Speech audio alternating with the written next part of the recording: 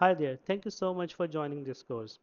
Alright, so as per our course, we will be working out on a sample project. In this sample project, we will be working on task, resources, cost, and baseline versus actual, and a lot of reporting and a lot of technical tips and techniques of MS project that are used as on intermediate level, or you can say an advanced level, that will enhance our project and with ease and gives us more beneficial results for our project.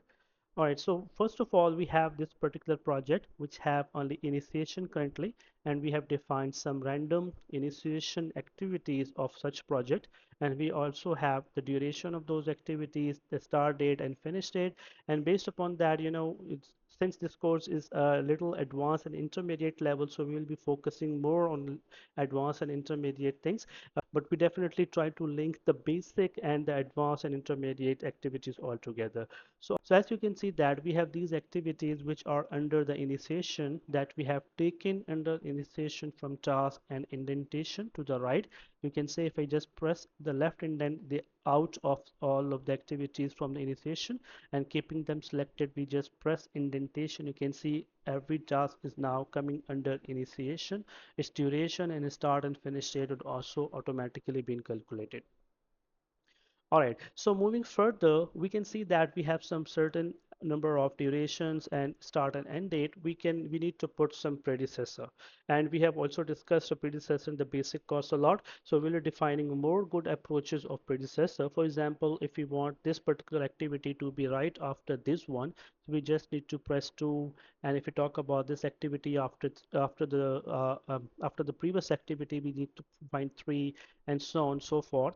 So instead of doing something like that manual activity, there's a feature in MS Project that actually takes every activity link automatically with waterfall methodology. So what actually is a waterfall methodology? Waterfall methodology defines that every activity is starting from the completion of the previous activity. For example, we can see this activity right here. So the next activity should be starting right after his end. So for example, if we put 2 here, it automatically started the next activity. So for putting everything as waterfall and not putting each and every time by random numbering, what we need to do is we just need to select all the activities and we need to go to task. Under task, we have this schedule bar here, and beside schedule, we can see this bar, which is link symbol, is automatically select every it automatically links every activity with one after another. We just press this, you can see our complete project now has been transformed into a waterfall methodology. If you do want to remove the link, you just need to press this sidebar here. It automatically transforms everything back to its original state. So first of all, if we want to save our time, we just need to press this link here. Everything automatically gets interacted with one another after waterfall methodology. All right. So for example, we want to have more tasks in here. So for inserting a new task is simple as we just need to type a new task. As we can see that we have 16 tasks and every task has unique ID number and we have a blank row here. If we add a new task in here, as soon as we press enter, we see an ID number automatically brings up. Okay, so that means that we have a new task and it automatically reflects here. So that is the way of adding a new task. There's another way of adding a task in here is to go into task and go into insert, and we have a task drop down menu which have like task, recurring task, and blank row. Blank row is simply a blank row, and task, if we add a task in here, it automatically creates a new task with an ID number. But that is not a big point. It is a really simple thing. Let's quickly delete them. But the point of discussion here is a recurring task.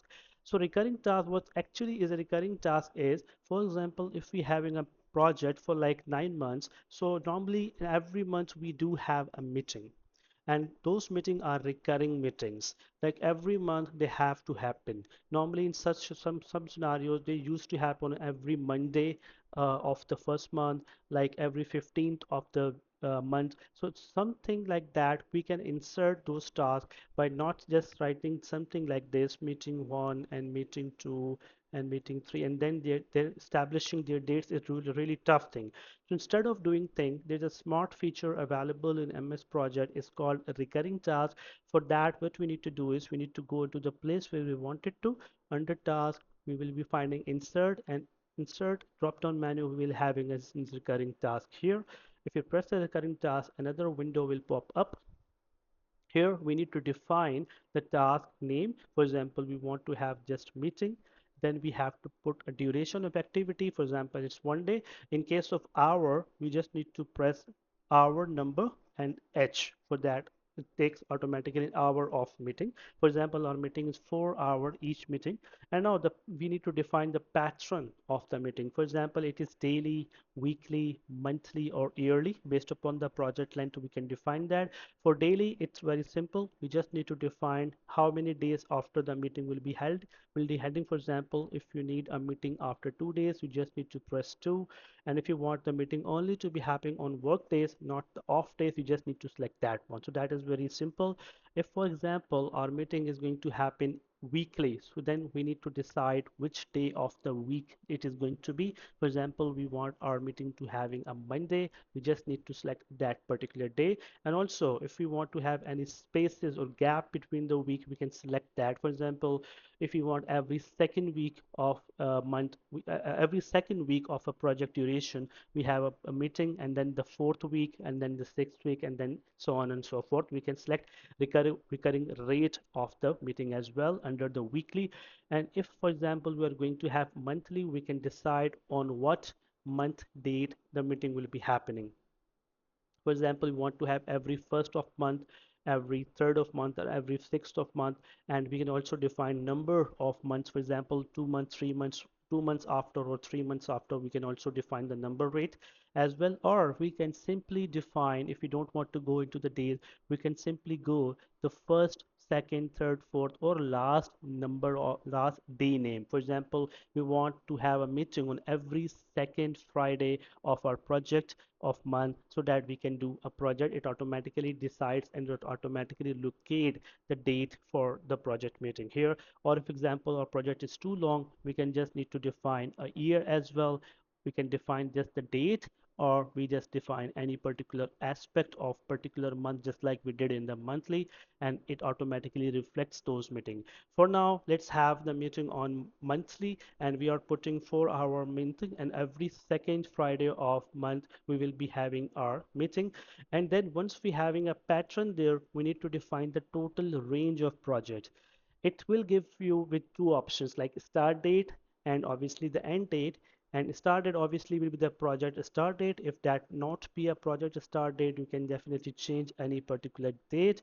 Or once you have a start date, then you can just put number of occurrences. For example, your project is 9 months, so you just need a ninth month occurrences. It automatically calculates the end date. Or if you don't want to provide that occurrences, or definite, you have a definite date, then you just put a definite date here. For example, we want to have meetings till 2024 at 12 October 2024. Automatically calculates the occurrences.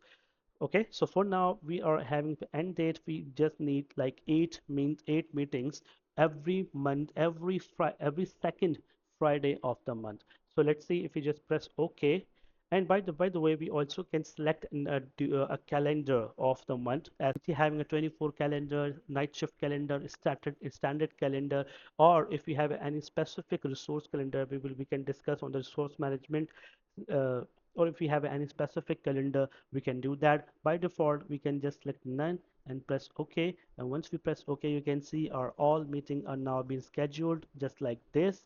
If we just double click on the main heading, we still get the same window again, where we can see our information. So we have a meeting scheduled for 4 hours every second Friday of the month for 8 months. So if we just press OK, we can see our dates are automatically calculated based upon our duration, based upon our meeting name, and the end date is automatically being calculated as well. And if you see the Gantt calendar, if you scroll here and there, you can see the first meeting is spotted here. And if you wanted to see the second meeting, and it is spotted here, the third meeting you want to see, rather than scrolling here and there, you just need to go into task and press scroll to task. It automatically shows you the third meeting. Same goes if you wanted to see the seventh meeting, you just go and select that particular task. Under task mode, press scroll to task, it automatically shows you the meeting. Or if you want to see a complete task under one zoomed canvas, you just need to right click on the time scale here, press zoom and select entire project. You can see the entire project would automatically be shown up there. Here you can see a complete project recurring tasks are managed here, and if we just collapse them, each number of meetings are automatically being created as a recurring task. You can always change meeting name and so on and so forth. We just double clicking here, so you can define the name on monthly meetings. So you can change the name and any particular aspect. For example, you want to change the duration. Again, double click on that. And for example, the duration was like 6 hours. You just press 6 hours, automatically calculated the meeting schedule as on. So that is how we can bring on any new task or any recurring number of tasks in here. It not We can also define the precedence of that particular activity as we need to go on. So that is the first good tip of managing the multi-task that is recurring in nature. How to insert those and how to manage those tasks will be very helpful when we have a recurring task meeting.